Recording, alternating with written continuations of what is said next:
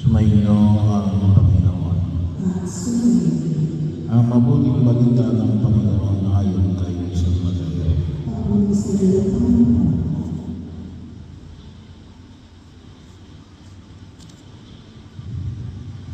Noong panahon yung sinabi na Jesus sa kanyang mga alagad, kayo asin sa sanlibutan. Kung mawala ng alat ng asin, paano pang mananatili ang alat nito? Wala na itong kabuluhan. Kaya ito atapo na lamang at iayapakan ng mga tao. Kayo ilaw sa sanlibutan. Hindi may tatago ang isang lungsod na nakatayo sa ibabaw ng burol. Walang magsisindi sa ilaw at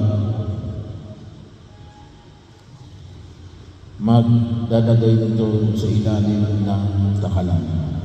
Sa alin ay inilalagay ito sa talagang patungan upang